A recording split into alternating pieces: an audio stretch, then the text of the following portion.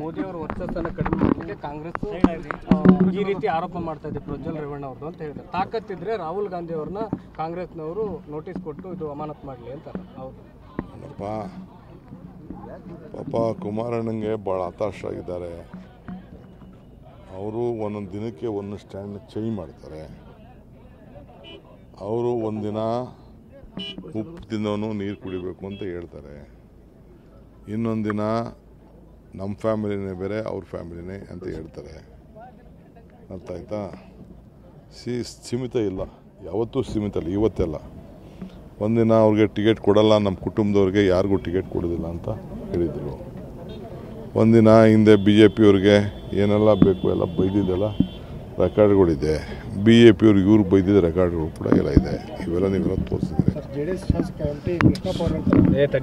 So ನಾನು ಯಾಕೆ ಅವ್ರಿಗೆಲ್ಲ ಈ ಒಂದಿನ ನನ್ನ ಏನೋ 420 ಅಂತ ಹೇಳಿದ್ರು ಅಂತ ಯಾರು ಹೇಳ್ತಾಯಿದ್ರು, ಹೇಳ್ತಾಯಿದ್ರು. ಅವ್ರೇನು ಹತಾಶರಿರ್ಬೇಕಾದ್ರೆ ನಾವು ಅವರ ಕೋಪದ ಟೈಮಲ್ಲಿ ನಾನು ಯಾಕೆ ಅದಕ್ಕೆ ಉತ್ತರ ಕೊಡೋಕೆ ಹೋದೆ, ಶಾಂತ ರೀತಿಯಿಂದ ಚರ್ಚೆ ಮಾಡೋಣ ಅಂತ ಹೇಳಿದ್ದಾರೆ.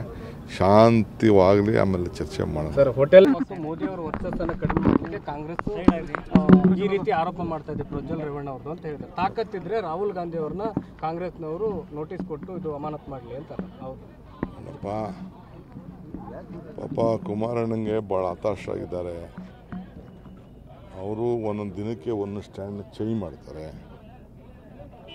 ಅವರು ಒಂದಿನ ಉಪ್ಪು ತಿನ್ನೋನು ನೀರು ಕುಡಿಬೇಕು ಅಂತ ಹೇಳ್ತಾರೆ, ಇನ್ನೊಂದು ದಿನ ನಮ್ಮ ಫ್ಯಾಮಿಲಿನೇ ಬೇರೆ ಅವ್ರ ಫ್ಯಾಮಿಲಿನೇ ಅಂತ ಹೇಳ್ತಾರೆ.